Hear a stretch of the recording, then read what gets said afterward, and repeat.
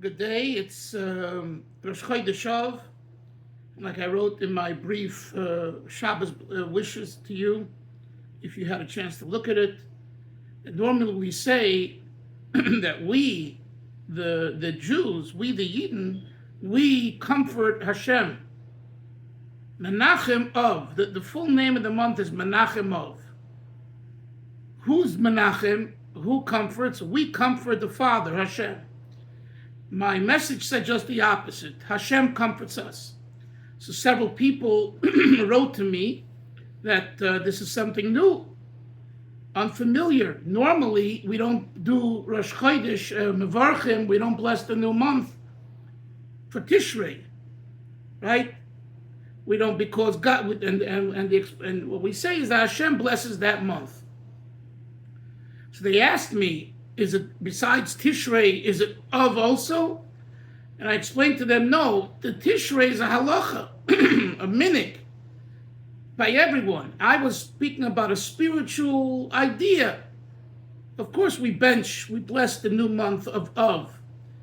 And then once they asked me, I started to research and I spoke to a few people. And the Rebbe in the 4th volume of Likutei Sichos, in Parshas Matis Maseh, he has a talk which implies that there is this concept that I said as well.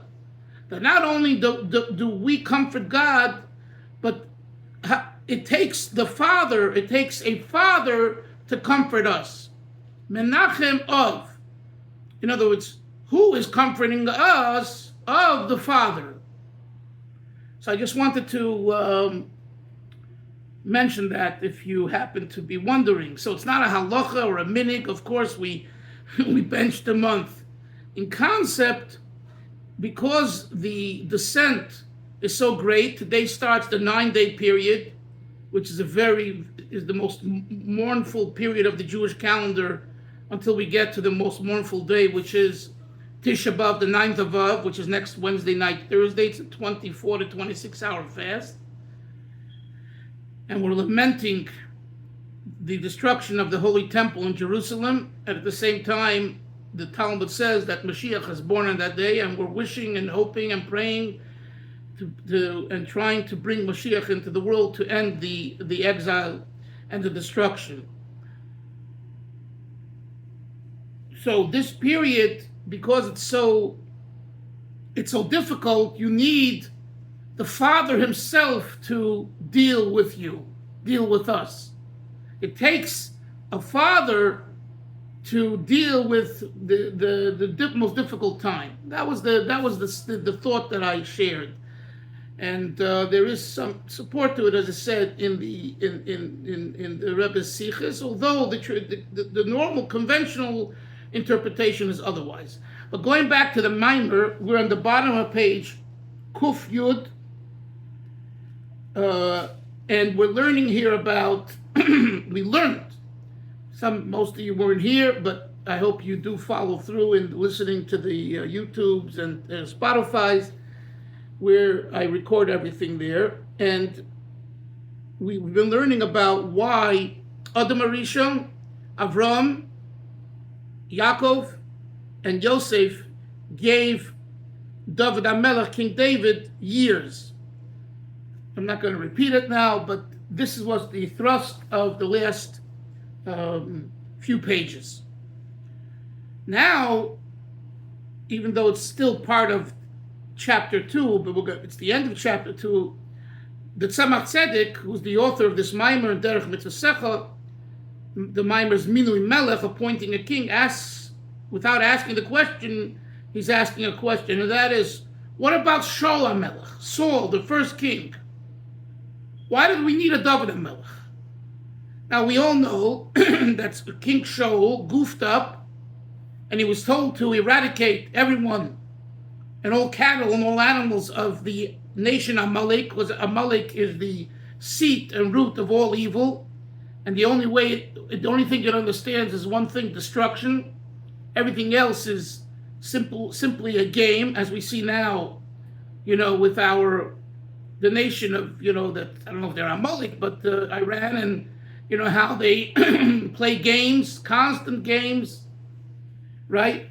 So Amalek was that type of a nation, and worse. So Hashem says, get rid of everyone, men, women, and children, and all their animals and cattle. Never before did Hashem call for such destruction. And Shaul HaMelech says, I have no problem with getting rid of the men, the men 20 to 50 or 60, whatever the case, but but the women and the children, even if I get rid of all the men, why should they suffer? Why should the animals suffer? And in fact, I could bring animals to the temple as a sacrifice so we can utilize the animals. And he doesn't listen to what God says, and because of that, he's punished, and he loses his kingship, and it transfers to David HaMelech, King David. And Shmuel Hanavi, Samuel the prophet, is the one that communicates this to Shaul. That was his job as a prophet. And if you study the verses in the prophets, you'll see that the nation was not happy with Shaul HaMelech just as a regular king. In other words, what I just told you is from God's perspective. God punished him because he didn't listen to him. But if you read the verses, you see that the nation themselves didn't like him ultimately, and they wanted a change. So the Tzemach Tzedek is going to explain this in spiritual terms, because the Gemara says that Shaul HaMelech was Meshichvai Ulemayla Gavoya Mekolam. From his shoulders and above, he was greater than the rest of the nation. In other words, he was a spiritual giant. He wasn't small change. He was a very big tzaddik, a very big rabbi, a great Jewish soul, and a great leader. I mean, to use that term, Meshichvai Ulemayla Gavoya Mikolam. So Chassidus explains it, Velvel, that it refers to the midos, the emotions, the attributes. Shichmai, Isser, refers to the midos. That even Shaul HaMelech, even his midos, were greater than the rest of the nation's seichel, intellect. In other words, not only was his mind refined, his emotions and character was refined to the point where his character outdid the greatest intellects of the Jewish people at the time, etc. That's the way Chassidus explains the phrase Meshichvai Ulemayla Gavoya Mikolam. But in a more hashkafa kind of interpretation, in a philosophical, a way of deriving benefit and understanding in our lives, what was going on over here? Make up your mind. Is he the king? Is Shaul the king? You made him the first king of the Jewish people. And why aren't you happy with him? So that's what the Tzemach Tzedek is going to explain now. And from this we'll understand the virtue and the advantage of David HaMelech, which is what the objective in the Maimar is, to explain the appointing of a king, and that King David HaMelech was the paradigm king, not Shaul, not Saul. Let's look inside now.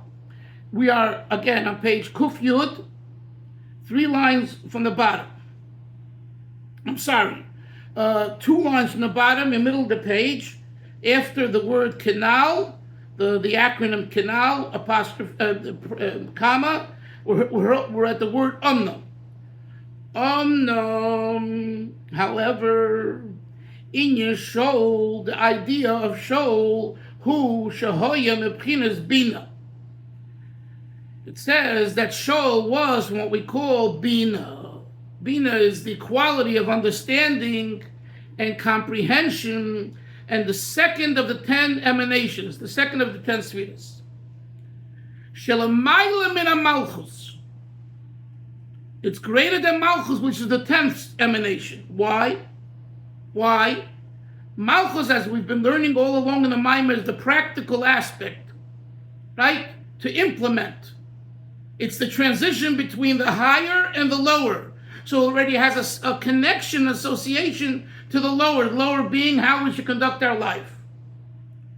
Bina is within the Chochmah Bina Das.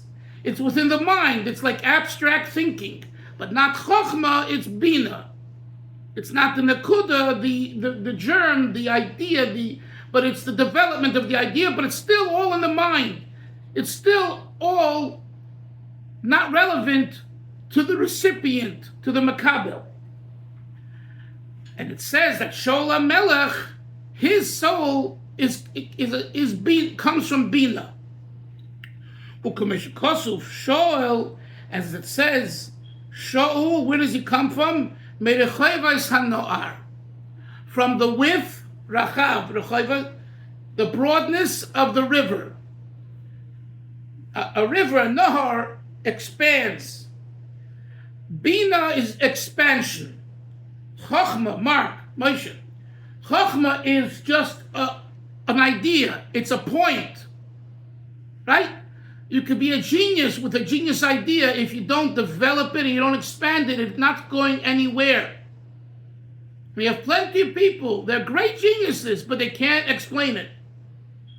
You know, I was in shul now. It's Rosh Chodesh. We davened with a minyan early, and someone made an appeal. They come once or twice a year to make an appeal for an institution that helps students in Williamsburg. They're old, elderly people. And I couldn't understand him. And I don't think anyone understood him because he doesn't have a clear dictum. But he's the one making the appeal. Why am I saying that? There is non-clarity and there's clarity. Chokhmah, as wonderful as it is to be the power of creativity, it's still missing the expansion. Right? If I share with you an idea, Mark, and it said you say, "Oh, it sounds great, but I don't understand it. Give me details. Show me how. Explain it, expand it." Shoel HaMelech, coming from Bina, Bina's virtue is expansion. Hence, the verse says that where does he come from? Rechovas Hanor. Okay. The Yedua, next words as we go on to the page 220. The Habina Nikra Rechovas Hanor. That's what I just told you. Bina is called the expansion, the breadth of the river.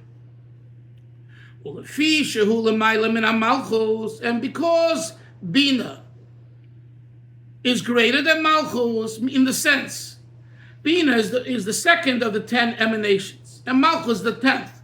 But Isser, it's not just a numbers game here. This is number 2 and this is number 10. We're talking about the tochen, the concept. Bina is aloof. You're swimming in the unknown. You're swimming in the idea, expanding the idea, but you're all totally not real about it in the real world. Malchus is just the opposite. Malchus is in the world. So he says, since Rechovas Hanor, Bina is greater than Malchus, Lochein, higher than Malchus. Lochein, Malchus beyodei. Therefore, the kingdom, the kingship of being the Jewish king did not last by Shoel. Stop. What's the explanation here? In order to be a king, Hashem said, I need someone who can relate to every person. We spoke a lot about that in the previous chapter. And that was the virtue of King David, of David HaMelech. That he, and the Tzemach Tzedek said, well, we weren't here for this year, but he said he's like Yoshua.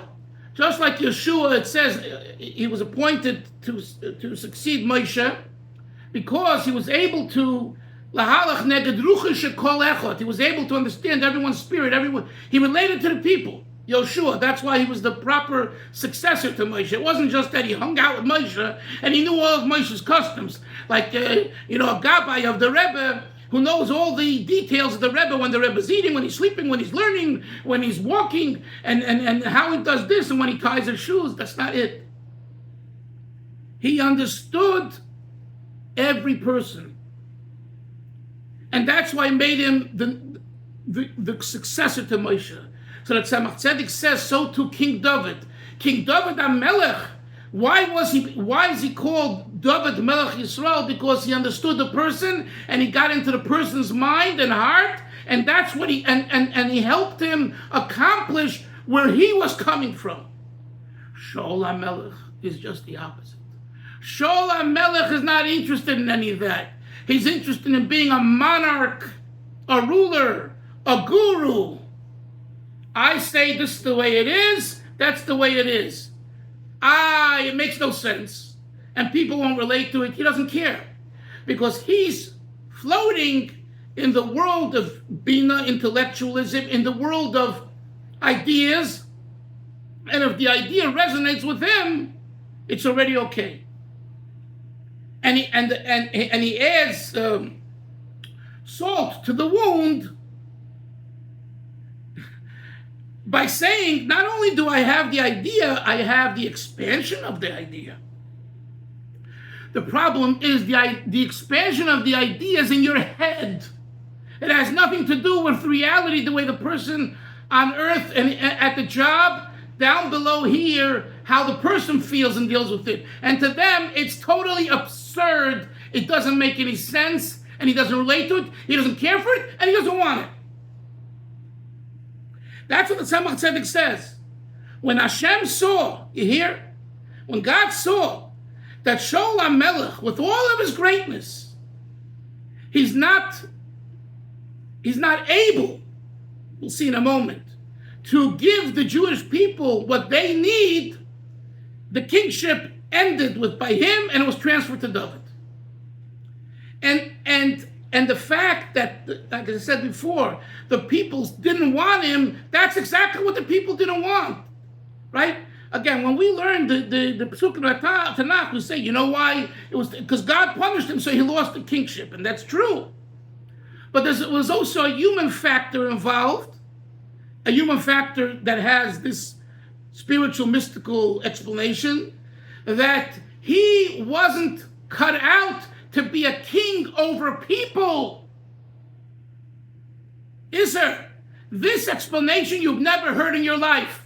I don't think so. Have you ever heard this explanation? Why Shaul HaMelech was not, why it was taken away? I always learned and heard in yeshiva, and I learned it myself, in the prophets, Tanakh. The reason is because he was punished because he doesn't listen to Hashem by killing all of Amalek. The Tzemach Tzedek is not getting into that. That's true. Tzemach Tzedek said there's another aspect, that the whole idea of a king over Jews requires the involvement and interest in the nitty-gritty details of every Jew. And Shaul HaMelech wasn't interested in that. Phenomenal insight. New insight. Velvet. Did you ever think of this? The Gam.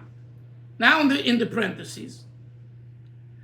The Tzemach Tzedek adds another caveat. L'oitzem mailosoi, because he was so great, he was for the Chayvus Hanar, he was from Bina, hoyakpei de'olo b'yoser. Hashem was more particular and stringent with him more than others, ad sheba'achas ol seloi. The Gemara says, Shaul HaMelech did one thing and also and he got punished, right, for it. David HaMelech did two sins and he goes scot-free. Says the Tzemach Tzedek, you know why just doing one and he gets punished is because he was from a higher level of Bina. There's more of a kapeda. You know, the Gemara says, Talmud Chochem, Revav al Bigdoi, a Talmud Chochem who has a little insect on his shirt, on his clothing, he's punished by death. It's a very, very sharp Gemara. And everyone asks, well, why? The answer is because if he wasn't a scholar mark, if he wasn't a big shot, and he has a little insect, a little dirt on him, no one pays attention. But if you're a Talmud Chochem, if you're a true Torah scholar, a Talmud Chochem, and you have a little dirt on you, then the fault is ad infinitum greater. and you get punished for it. Because you represent Jewish scholarship, Talmud Chacham. And for you to walk around that way is a disgrace. For a regular person, it's not a disgrace. It's not good. It's not the best. You look schlumpy, but you don't get that same punishment because you're not at that level. So the higher you are, the greater you fall. That's the idea here. So look again in the Tzemach Tzedek Segrayim. The Gam, and also another reason why the kingship of Shaul didn't last. La'oitzim Mailosa, it's because of his great level, because he was from Bina. Therefore, Hoyekpeda Olav B'Yoser, Hashem had a greater kpeda on him. Hashem was more particular with him. Ad, to the point where the Talmud says, Sheba Achas, just by doing this one sin of not listening to God and killing Amalek, O Saloi, it ascended for him, meaning it took it away from him. It was recognized by God that this sin is the sin that makes him that I take away from him kingship and I give it to David HaMelech. Versus David HaMelech, the Gemara says, Shtayim, he did two sins, major sins that we know about in the writing in the prophets, and yet lo yosaloi. Al derech mashakosov visvivav nishana me'oid. The surroundings are evaluated very much based on the surroundings. The same idea, that if you're surrounded by a certain culture, then you're assessed in a different way. In other words, Mark, and I told this to, you said yesterday before this year that you got to me through my son, Mendy. So when Mendel, when he was a young boy, 10, 11, 12, whatever, he went to the Chabad camp here in the Catskills in the city called Parksville, which is right next to Liberty, New York. He went to the Chabad camp system. It's called Gan Yisrael, Camp Gan Yisrael, Garden of Israel. And that was the first camp for boys that the Rebbe made in the 1950s, 56, 55, something like that, 57. Anyway, at that time it was a Swan Lake. It wasn't in Parksville. But be that as it may, he came back from camp wearing a T-shirt. Now, we live in Borough Park. I don't know if you've been to Borough Park. I know you've been to Crown Heights. The community of Borough Park, where I live, is like day and night to Crown Heights. In Crown Heights, it's Chabadniks, it's Lubavitchers. And here, it's mostly other Hasidim. And other Hasidim, as you know, they wear the black and the payas and the shtreimel, and the women are, in a way, the tznius is on a higher level, at least outwardly. Anyway, so I davened at the time in a shul called the Skver Shtibel. Skver is a part of the Chernobyl dynasty, which is Hasidim coming out of Ukraine, okay? Chernobyl. And that's where I was davening during the week, not on Shabbos.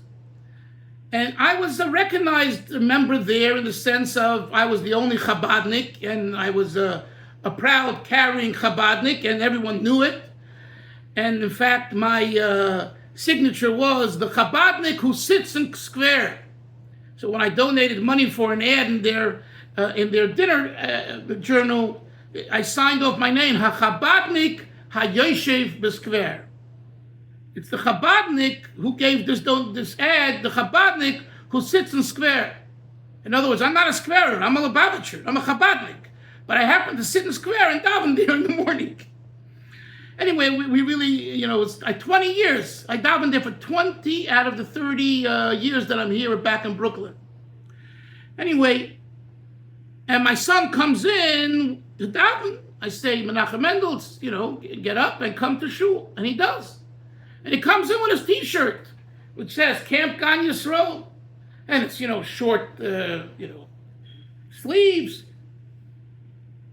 be over the elbow, which, tznius really is, you should be over the elbow. This is shorter than the elbow. Anyway,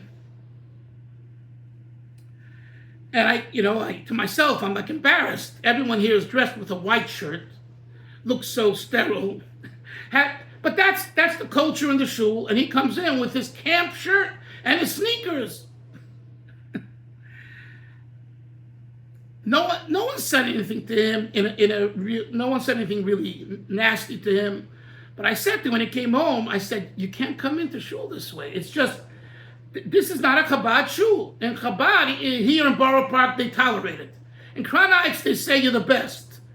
But this is Skver Hasidim. They don't understand, and they don't want to understand this culture. So even if they don't say anything to you, in the back of their minds, they're thinking, hey, look at these Lubavitchers.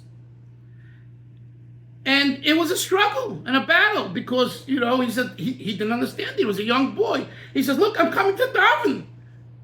I'm coming to Dalfin. Be thankful I'm coming to Dalfin. I'm 11, 12 years old. I don't have to yet put the tefillin on. I think, or maybe it was, I take that back. Maybe it was after his bar mitzvah. Yeah, I take that back. I think it was after he was 13 or 14.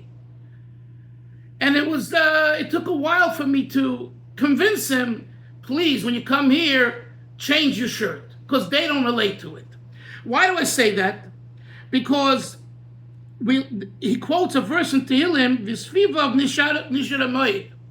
Your surroundings assess the situation. You got to take the situation into consideration. I'm sorry, that's the normal world. I'll tell you, people who don't do this, they really don't have respect, because you don't create the community. There's a community, there's a culture, there's a synagogue. They have certain rules. Follow the rules. You don't want to follow, don't come, no problem. You want to come and do it your way and being a pariah to our style, it's not right. A club has membership.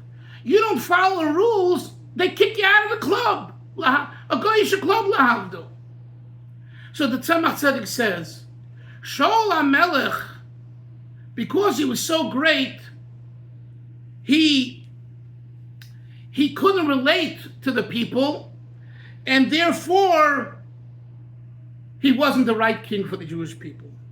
His domain, his culture of being a flutin' tootin' intellectual king, not interested in understanding the people and being with the people ground up from bottom to top, from below to above, he wasn't interested in that.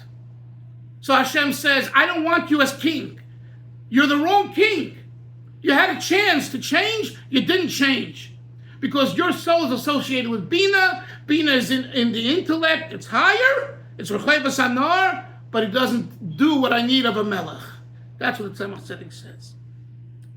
Let's go further. As a Shaul nishal mibchinosei, hakvoya lo'elam atachtin. So Shaul was borrowed. So the question is, why was he even chosen as a king?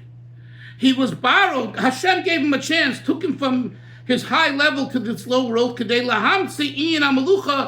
order to create the concept of kingship.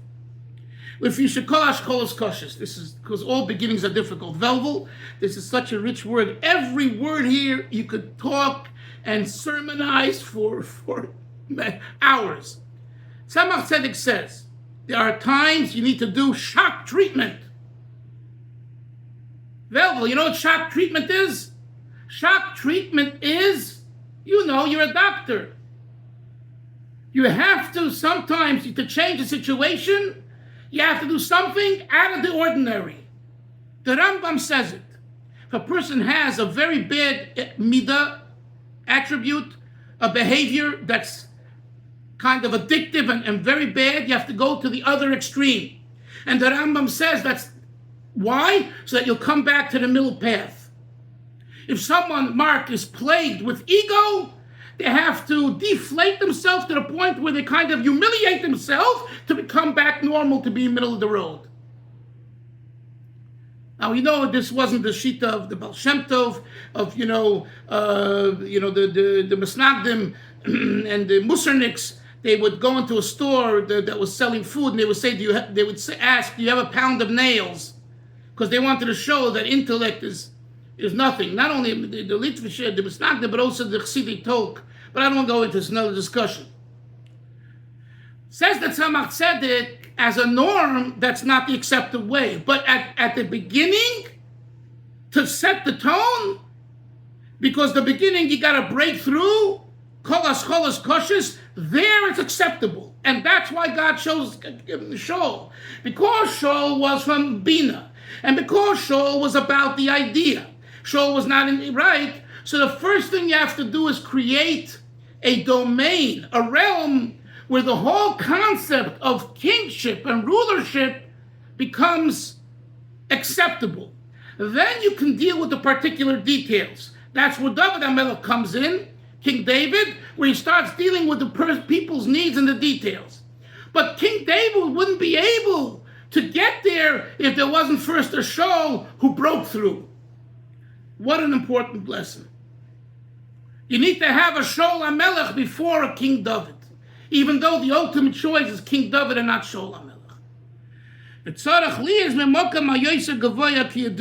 the Tzemach Tzedek, and this breakthrough, to break through the difficult beginnings, requires an energy coming from a much higher place, i.e., Bina Rechevas Hanor. As explained regarding the idea of Chanukas HaMizbeach, and he gives the citation, Ayim Mitzvah Ner Chanukah, which calls Hashem Bir Mitzvah Kuf Zayin. Chavra, what we learned today is gold and more than gold, I promise you. Think about it. Shabbos, when you're davening, take a few moments. Think about what we're learning in the Maimer. First, understand the idea, and then bring it down into your life.